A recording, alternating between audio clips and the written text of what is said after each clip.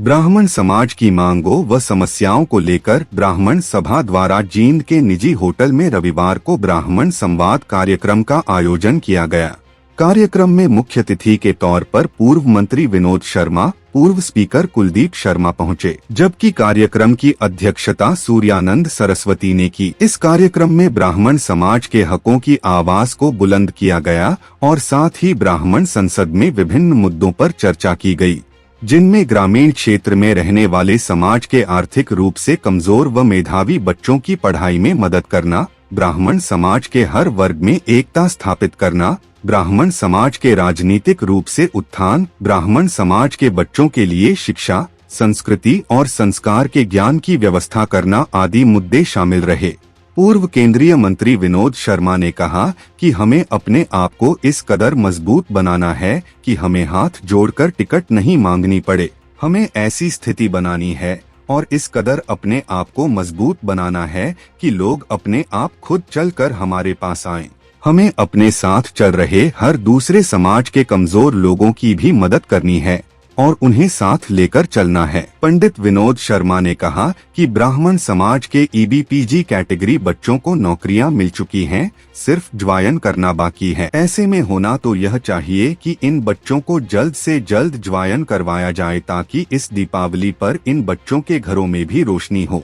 वहीं पूर्व स्पीकर कुलदीप शर्मा ने कहा कि इस सच्चाई को भी स्वीकार करना होगा कि जब से सत्ता हाथ से निकली है, सबसे ज्यादा नुकसान ब्राह्मण समाज को ही उठाना पड़ा है। अभी चुनाव में 1 साल है और जब इतिहास का पन्ना पलटेगा तो सब इसे देखेंगे।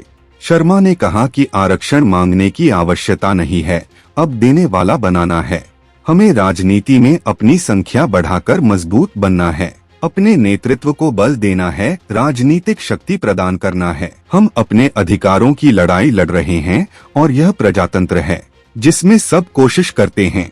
हमारे खिलाफ षड्यंत्र होते रहेंगे, इसलिए आज गले में पीला पट्टा है, कल सिर पर केसरिया होना चाहिए। अब समय आ गया है कि ब्राह्मण समाज अपनी आवाज को बुलंद करे।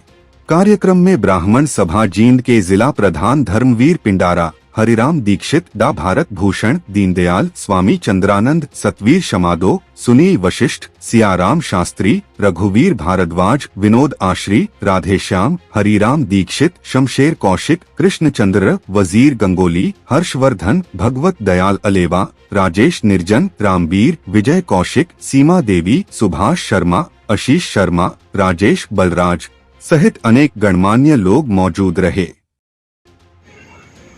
संवाद की शुरुआत की गई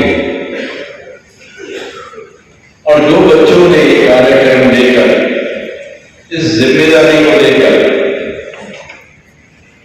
कदम आगे बढ़ाया है, वो सामूहिक रूप पर वो कोई भी अपना नाम नहीं लेना चाहता। कहीं नहीं लिखा होगा, आपने कार्ड देखा होगा सबसे पहले कि पूरे कार्ड के ऊपर आयोजक, संयोजक किसी का नाम नहीं लिखा। ये एक बहुत बड़े त्याग की भावना होती है।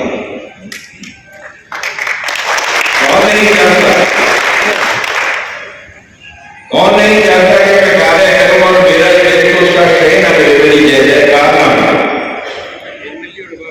लेकिन पहली बार जिंदगी में, चाहे वो सामाजिक कार्य है, चाहे वो राजनीतिक कार्य है, मैंने अपनी जिंदगी में पहली बार ये देखा है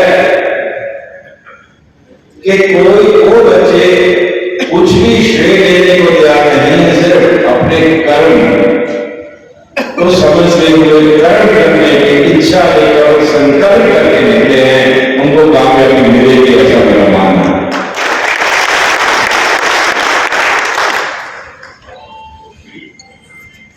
जींद, मैं कहूं कि जींद राजनीतिक धरती है। जब मैं कहूं कि जींद राजनीति का धुरा है, मैं ये कहूं कि Jind is fulcrum of politics, यानी कि यहां से राजनीति चलती है तो मैं गलत नहीं हूं। हरियाणा की राजनीति को दिशा निर्देश करके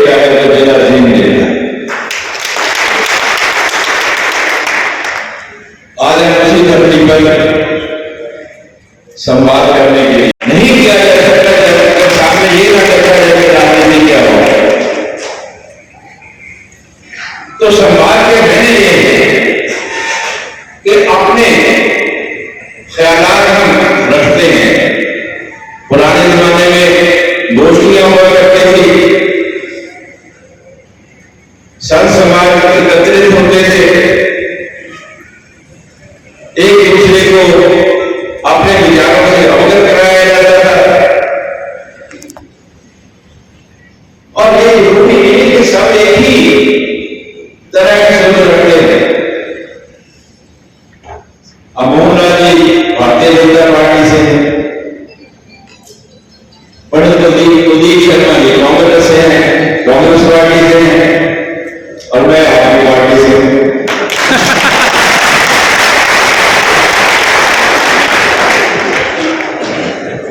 तो समाज होगा, समाज होगा, अपने विचार रखे जाएंगे, लेकिन जरूरी नहीं कि कोई भी कार्य होगा किसी को सौंपा जा सके। उसका निचोड़ क्या है? आज हम जिस स्थिति में हैं, पंडित जी ने कहा कि एक साल बना है, मुझे लगता है 11 महीने बने। मेरी सोच कहती है कि समय कम है, हमें बहुत मेहनत करनी होगी, बहुत सा रास्ता तय करना होगा, समय बहुत कम है भाई, 11 महीने कुछ नहीं है। तो समय की बात कहां से आई?